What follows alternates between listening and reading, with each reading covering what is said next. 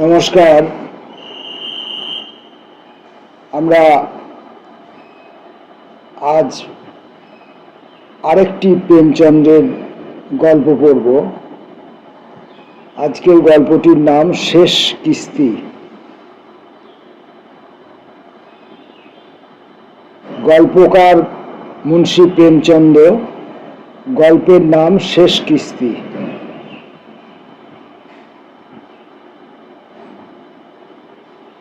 ওয়াজেদ আলী শাহের আমল।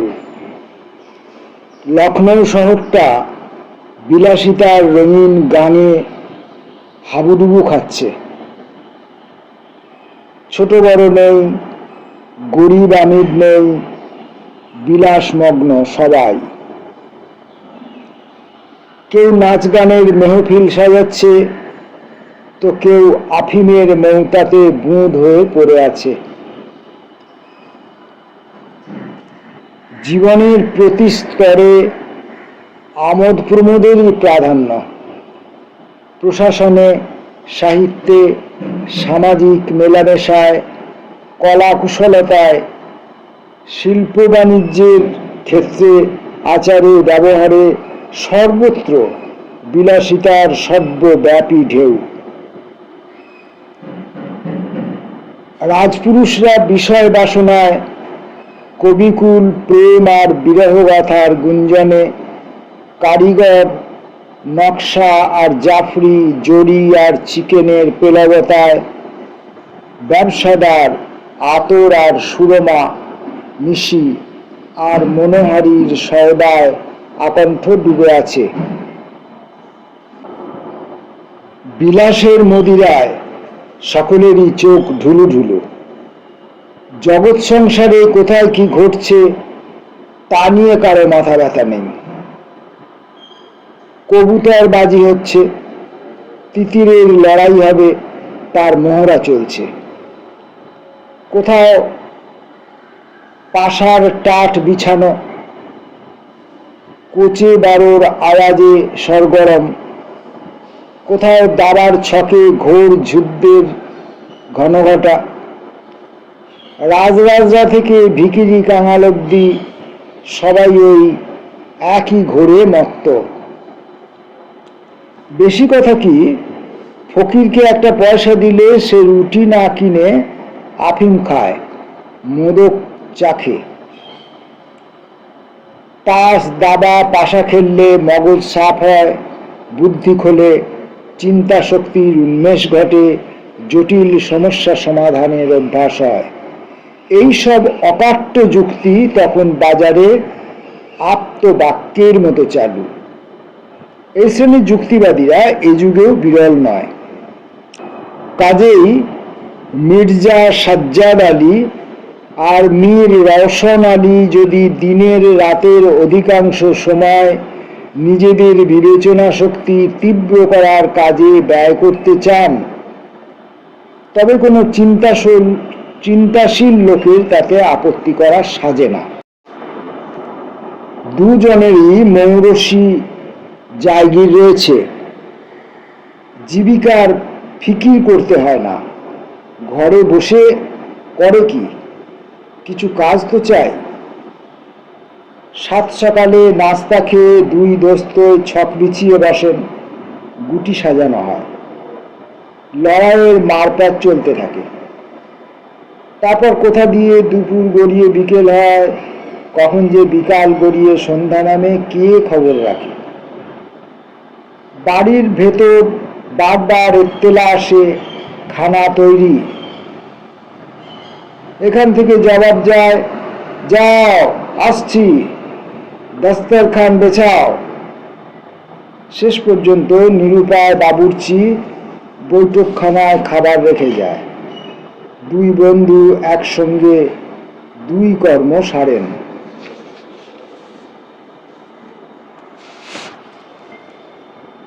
মির্জা সাজ্জাদ আলীর বাড়িতে গুরুজন বলতে কেউ নেই, তাই তার বৈঠকখানাতেই দাবার আড্ডা বসে। তার মানে নয় যে বাড়ির সবাই তার এলম্বির আচরণে খুব প্রসন্ন। ঘরণীর কথাও তো নেই। বাড়ির নৌকর চাকর থেকে নিয়ে মায় পাড়াপড়শি পর্যন্ত সবাই বিরূপ, সবাই টিপ্পনি কাটে, বড় পাজি নেশা বাবা, ঘর সংসার চুলোয় দেয়। খোদা যেন 70কেও এই বাই না দেন। এ বাতিক একবার ঘাড়ে চাপলে সে লোক আর ত্রিভুবনের কোনো কম্মে লাগে না, দুনিয়ার বার হয়ে যায়। বড় বদ রোগ। মির্জা সাহেবের বেগম তো এ খেলার ওপর এতই চটা যে বাগে পেলেই স্বামীকে বেশ এক চোট ধাতানি দেন। তবে বাগে পাওয়া অবশ্যই খুবই শক্ত, কারণ তার বিছানা ছাড়ার অনেক আগেই ওদিকে ছক পড়ে যায়। আবার রাত্রিরে শয্যা গ্রহণের আগে কদাচিৎ মির্জার মুখ দেখা যায়। রাগটা গিয়ে পড়তো চাকরদের উপর। কি হয়েছে? পান চাইছে, যা গিয়ে বল ভেতরে এসে নিয়ে যেতে। খেতে আসার ফুরসত নেই। আহ, যা খাবার শুদ্ধ থালাখানা মাথার উপর ছুঁড়ে মেরে আয়। খুশি হয় গেলুক, খুশি হয় কুত্তাকে গেলা। তা আড়ালে যা বলা যায় সবকিছু তো আর মুখের উপর বলা যায় না। বেগমের স্বামীর উপর যত রাগ, তার দ্বিগুণ রাগ মীর সাহেবের উপর। নতুন নামকরণ করেছেন ছিনে জোঁক। সম্ভবত নিজের সাফাই গাইতে গিয়ে মির্জা সাহেব সমস্ত দোষ মীরের ঘাড়ে চাপিয়ে বেকসুর খালাস নিতেন। সেদিন বেগম সাহেব আর মাথা ব্যথা করছে। বাঁদিকে ডেকে বললেন, যা গিয়ে মির্জা সাহেবকে ডেকে আন। বল এক্ষুনি গিয়ে হাকিমের বাড়ি গিয়ে ওষুধ আনতে। যা, দাঁড়িয়ে রইলি কেন, ছুটে যা। ঝি গিয়ে বলতে মির্জা বললে, তুই যা, আমি এখনই আসছি। ঝিকে একলা ফিরতে দেখে বেগমের মেজাজ সপ্তমে চলে যায়। বটে, আমার মাথার যন্ত্রণা আর হুজুরের দাবা খেলা বন্ধ যায় না। মুখ লাল হয়ে ওঠে। ঝিকে আবার পাঠান, গিয়ে বল এক্ষুনি উঠে আসুন, নইলে তিনি নিজেই হাকিমের বাড়ি চলে যাবেন। মির্জা একটা ভারী মনের মতো চাল দিয়েছেন, আর দুদিকেতেই দু কিস্তিতেই মীর সাহেব মাত হয়ে যাবেন। এমন সময় বাগড়া ঝেঁঝে উঠে বললেন, কি এমন শ্বাস উঠেছে যে একটু সবুজ হয় না? তা শুনে মীর সাহেব বলেন, আরে মিয়া, যান না একবার, বো করে গিয়ে ঘুরেই আসুন না। মহিলারা একটু অল্পে কাতর হয়েই থাকেন।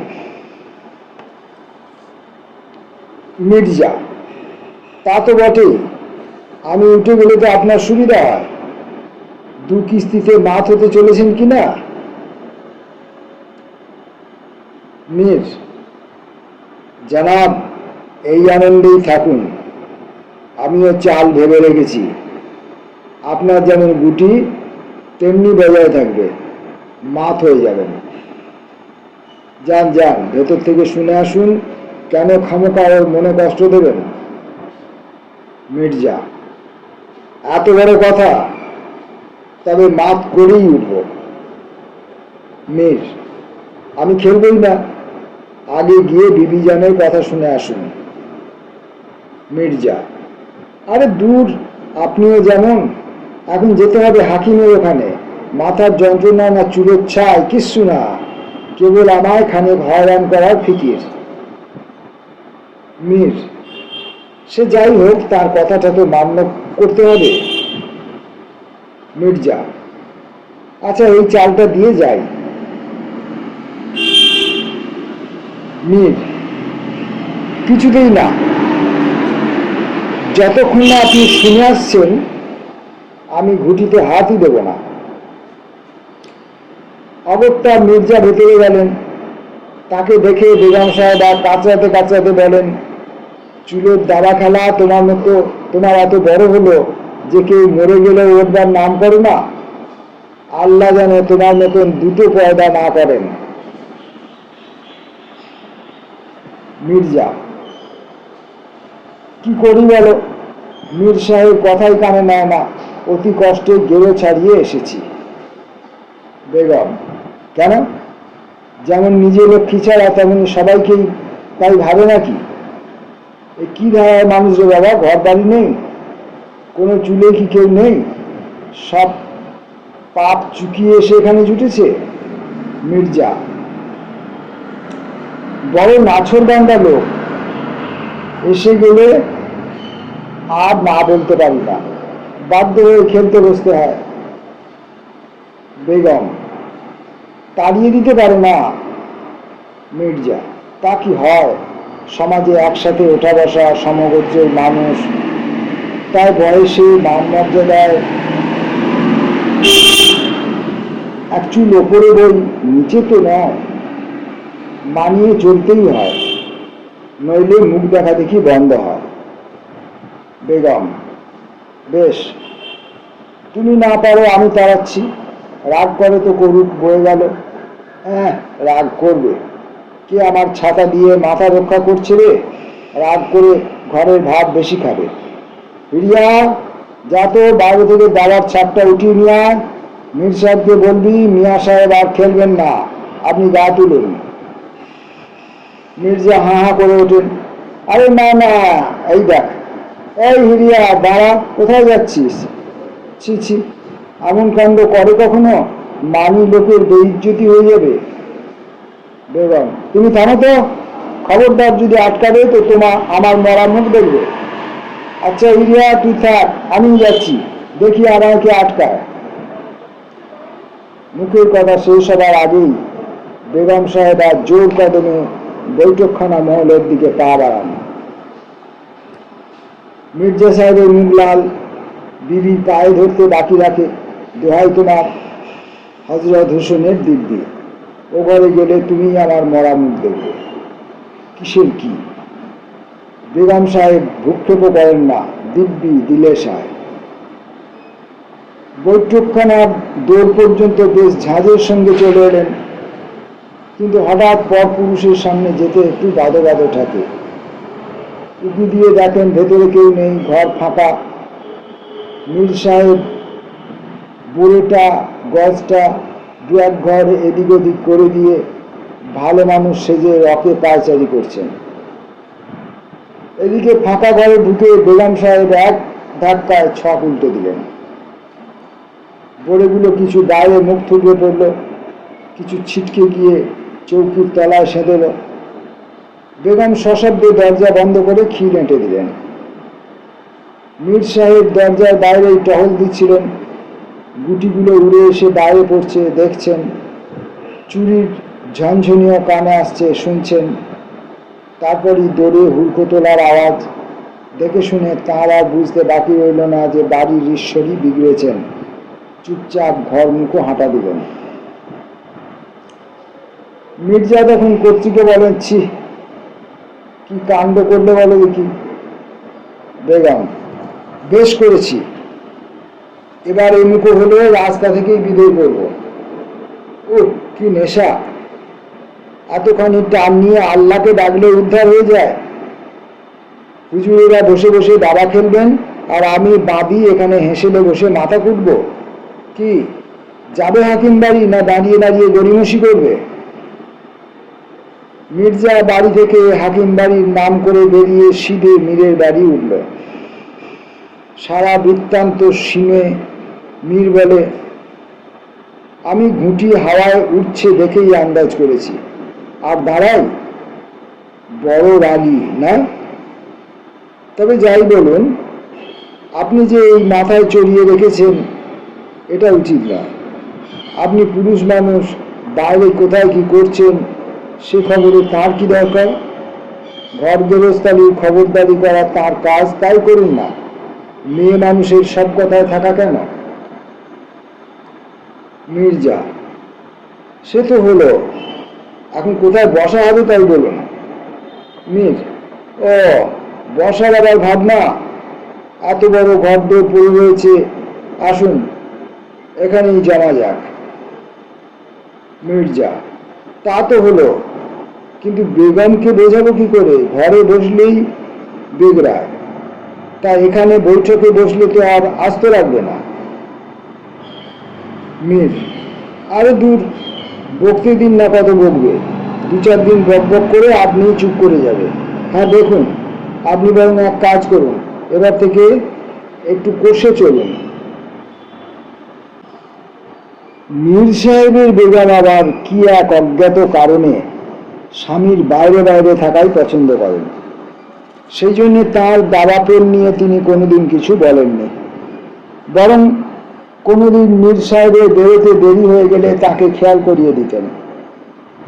এইসব দেখে শুনে মীর সাহেবের ভ্রান্ত বিশ্বাস জন্মেছে যে তাঁর স্ত্রী অতিশয় পতিপ্রাণা এবং বিবেচিকা। কিন্তু যেই বৈঠকখানায় আড্ডা শুরু হলো আর মীর সাহেবও আর ঘর ছেড়ে নড়েন না, বেগমের হয়ে গেল মহা মুশকিল। তার স্বচ্ছন্দ বিচরণ ব্যাহত হলো। এখন সারাদিন কেবল সদর দরজায় উঁকি দেওয়া। ওদিকে চাকর বাকরদের ভেতরেও কানাকানি চলে। এ যাবৎ দিনভর পড়ে পড়ে মাছি তাড়ানো আর হাই তোলা হয়েছে। বাড়িতে কে আসছে, কে যাচ্ছে, কে কার করি ধরে। এখন অষ্টপ্রহর চরকি ঘুরন, এই পান আনরে, এই মেঠাই আনরে, এই তামাক সাজারে। বিরোহীর কলজের মতন গড়গড়ার আগুন জ্বলছে তো জ্বলছে। তারা গিয়ে গিয়ে বেগমকে দরবার করে, হুজুর, মিয়া সাহেবের শতরঞ্চ আমাদের জান পয়মাল করে দেওয়ার ছাড়বে। দিনভর ছুটোছুটি করতে করতে পায়ে ফসকা পড়ে গেছে। উদয়ে বসা আর অস্তে ওঠা, একে কি খেলা বলে? হ্যাঁ, এক আধ ঘড়ি সময় কাটানোর জন্য খেলেন, সে আলাদা কথা, মরুকগে, তাতে কিছু যায় আসে না। হুজুরের গোলাম, যা হুজুর হুকুম হবে তাতেই হাজির থাকবো। তবে কি জানেন, এবারে হতভাগা খেলা। এই খেলা যে ধরেছে তার আর মঙ্গল নেই। গেরস্তের কিছু না কিছু এমন আপদ বালাই হবেই। শুধু কি নিজের বাড়ি, পাড়াতে পাড়া উচ্ছন্ন গেছে হুজুর, এমনও দেখা গেছে। সারা মহল্লার লোক ওই কথা নিয়ে পেঁচাল পারে। হুজুরের নিমক খাই, মনিবের নিন্দনন্দ শুনলে বড় কষ্ট হয়, কি আর করব। শুনে বেগম সাহেব বলেন, আমি তো নিজেও দু চক্ষে দেখতে পারি না, কিন্তু উনি তো কারুর কথা শোনেন না, কি আর করা যায়। পাড়ায় যে 2-4 জন পুরনো আমলের লোক আছেন, তারাও বলা বলি করতে থাকেন। না, আর অমঙ্গল ঠেকানো গেল না। নানা রকম অশুভ চিন্তা আসে তাদের মাথায়। সমাজের মাথা যারা, তাদেরই যখন ওই রকম চাল চলন, তখন দেশের ভবিষ্যৎ অন্ধকার। এই দাবা খেলা খেলেই এরা রাজত্ব গোল্লায় দেবে। রাজ্যে হাহাকার পড়ে গেছে, প্রজাদের সর্বনাশ হয়ে যাচ্ছে, দিনে দুপুরে লুট হচ্ছে। কে কার নালিশ ফরিয়াদ শোনে? পল্লী অঞ্চলের সব সম্পদ রাজধানীতে এসে জড়ো হচ্ছে। তাই দিয়ে বেশ্যাবাড়ি, সুরিখানা আর রং বেরঙের বেরোল্লাপনার আড্ডায় বেদম ফুর্তি এড়ানো হচ্ছে। ইংরেজ কোম্পানির কাছে ঋণের মাত্রা দিনে দিনে বেড়ে চলেছে। কম্বল ভিজছে আর ভারী হচ্ছে। দেশে আদায় তহসিলের বন্দোবস্ত ভালো না থাকায় বছরের খাজনা উসুল হয় না। রেসিডেন্ট বারবার হুঁশিয়ারি দিয়ে যাচ্ছেন। ওদিকে লোকে বিলাস ব্যসনে চুর হয়ে আছে, নেশায় বুঁদ আছে, কে কার কথায় কান পাতে।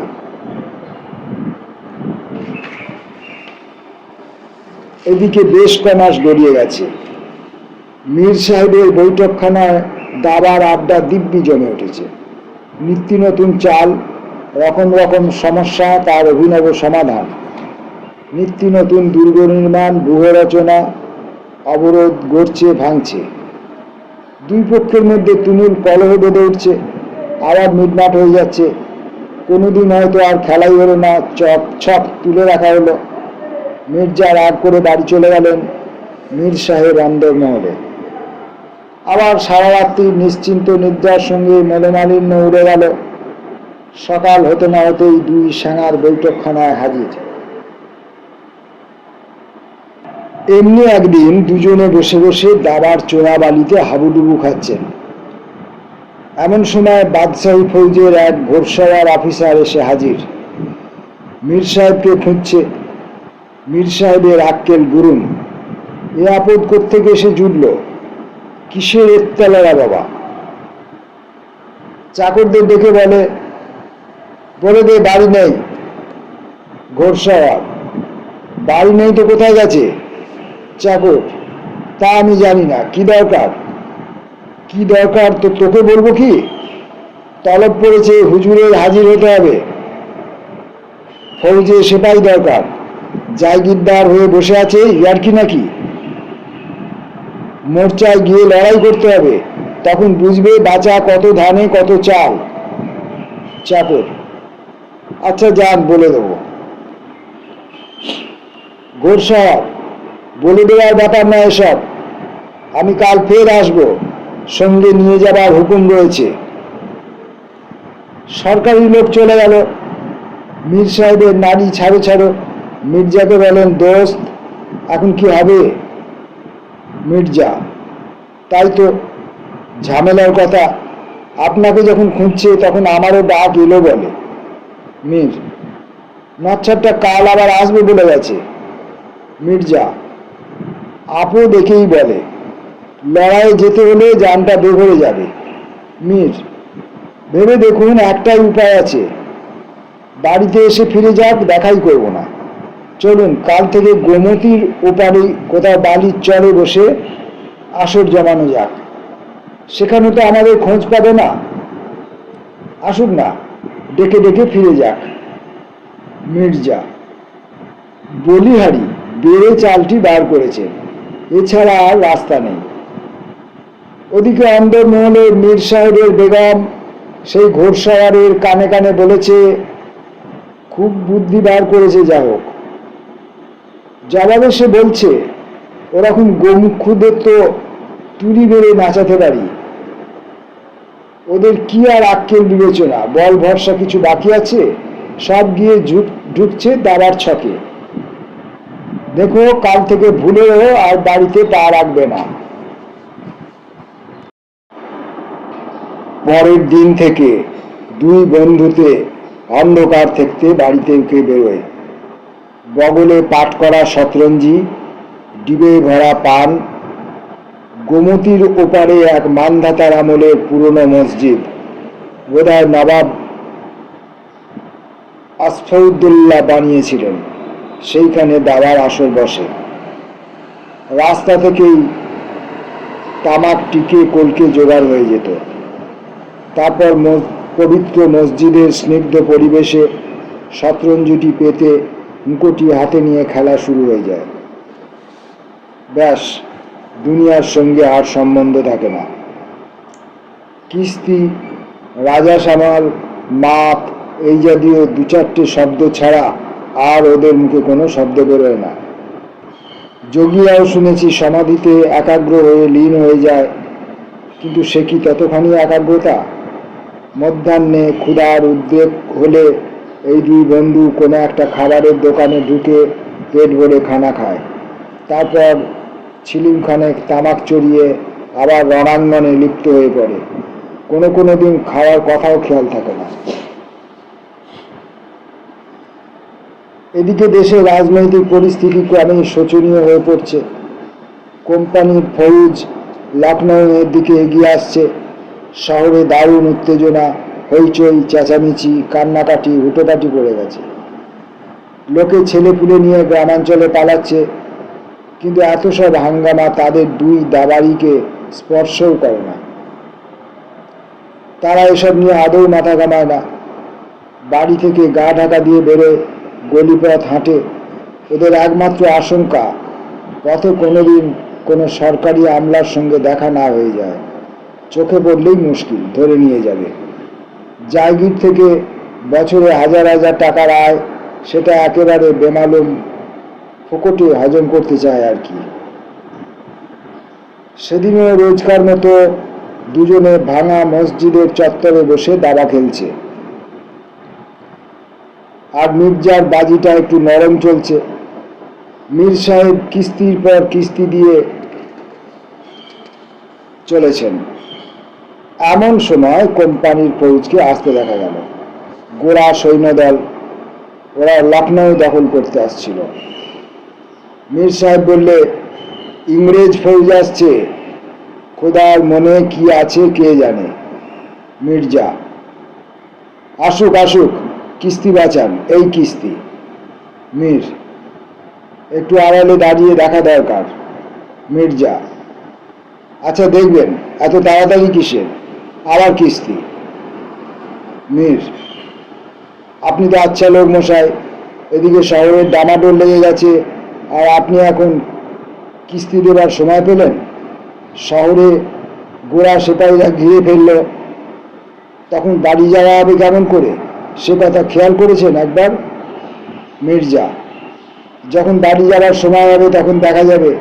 কিস্তি, ব্যাস, এবার রাজা নড়লেই পরের দানে মাত। ফৌজ পার হয়ে গেল, বেলা 10টা আন্দাজ হবে, আবার পরের দান খেলা চলছে। মির্জা, আজ খাবার কি ব্যবস্থা হবে?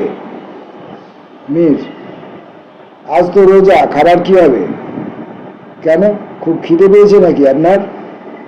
মির্জা, না, শহরে কি হচ্ছে কে জানে। মীর, কিছুই হচ্ছে না, হবে আবার কি, সবাই খেয়ে দিয়ে আরাম করে ঘুমোচ্ছে। হুজুর নবাব সাহেব এতক্ষণে আরাম ঘরে আয়েশ করছেন। দুই খেলোয়াড়ে আবার জমিয়ে বসে। 3টে বাজে। এবার মির্জা সাহেবের দান পড়েছে। 4টে ঘন্টা বাজার সঙ্গে সঙ্গে গোরা ফৌজের ফিরে আসার শব্দ পাওয়া গেল। নবাব ওয়াজির আলী বন্দী হয়েছেন। গোরা ফৌজ তাকে কোনো অজানা জায়গায় ধরে নিয়ে যাচ্ছে। শহরে কোনো হইচই বা মারামারি কাটাকাটির লেশ মাত্র নেই। এক ফোঁটা রক্তপাত ঘটেনি কোথাও। পৃথিবীর কোথাও আজ পর্যন্ত কোনো স্বাধীন দেশের নৃপতির পরাজয় এবং বন্দিত্ব এত অনায়াসে, এত অল্প সময়ে, এত নির্বিঘ্নে এবং বিনা রক্তক্ষয়ে সংগঠিত হয়নি। এ শান্তি বা অহিংসা দেববাঞ্ছিত সাত্ত্বিক অহিংসা নয়। এ এমন এক তামসিক নপুংসতা যা দেখে বিশ্বের নিকৃষ্টতম কাপুরুষও লজ্জায় মুগ্ধ করে।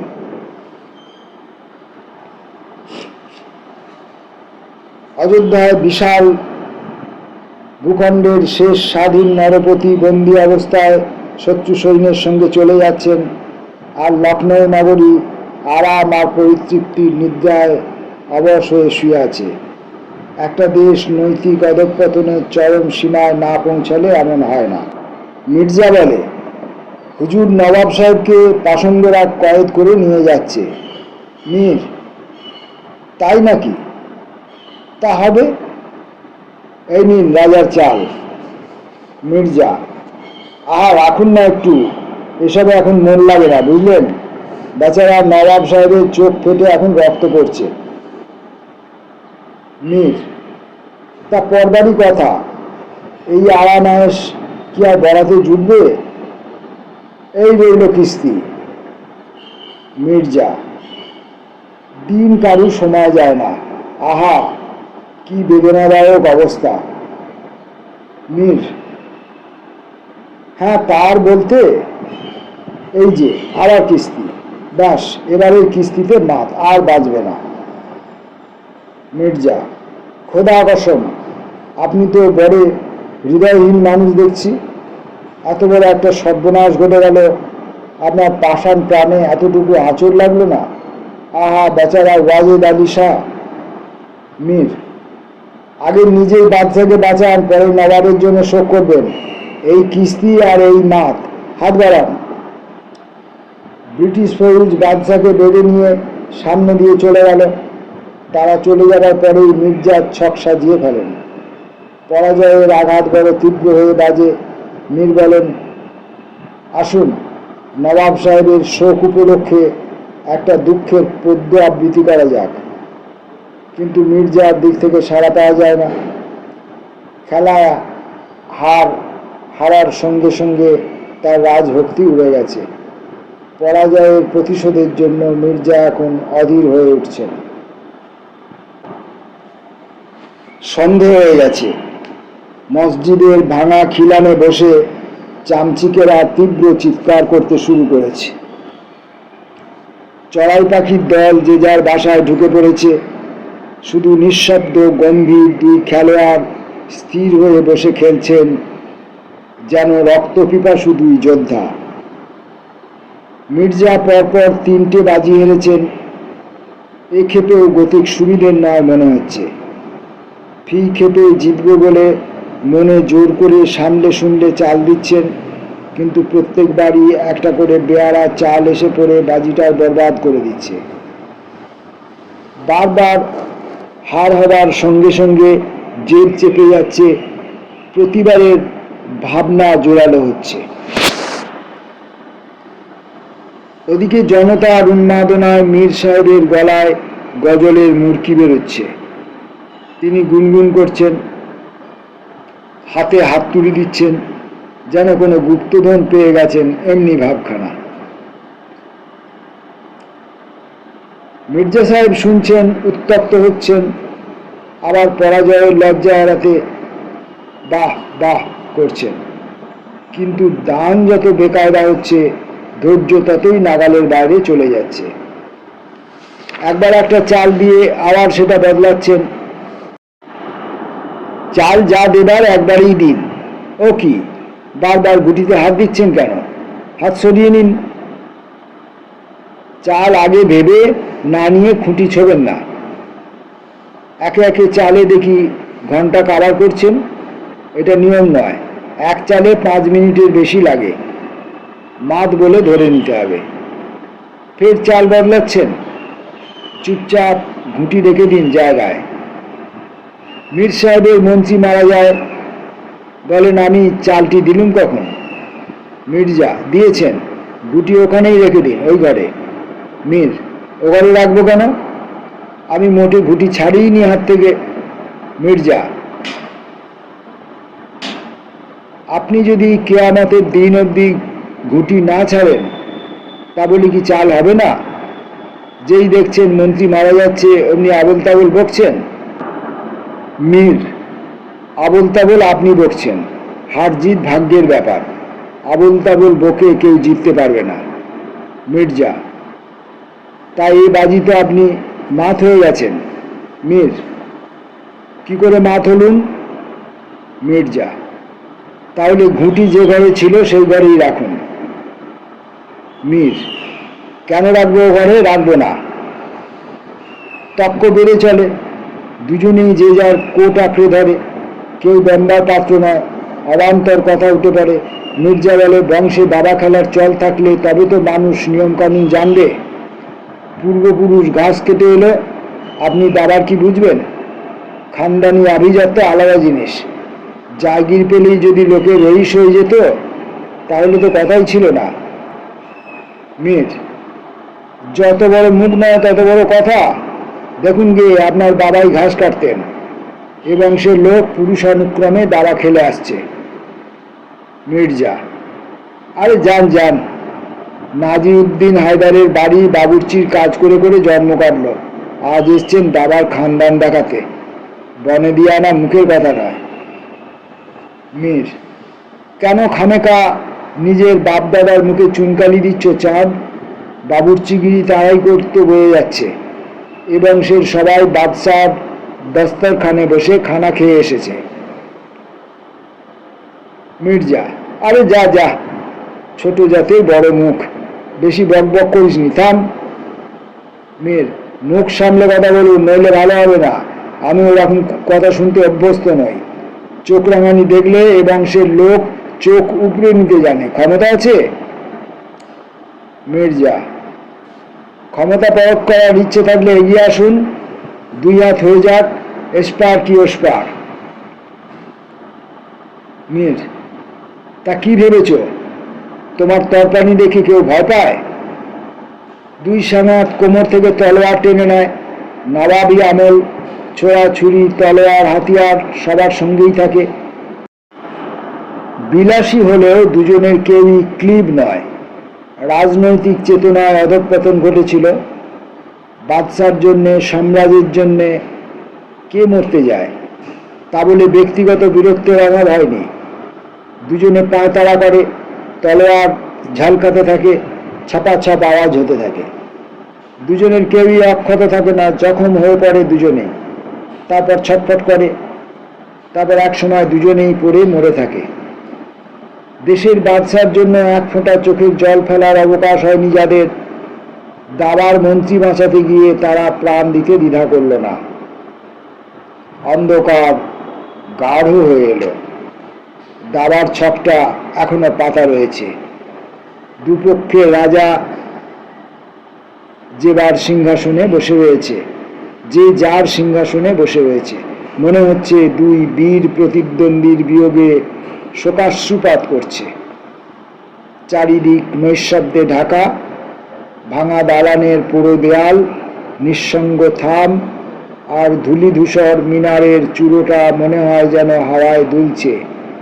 দুটো শবদেহকে ঘিরে বিষাদে মাথা কুটছে।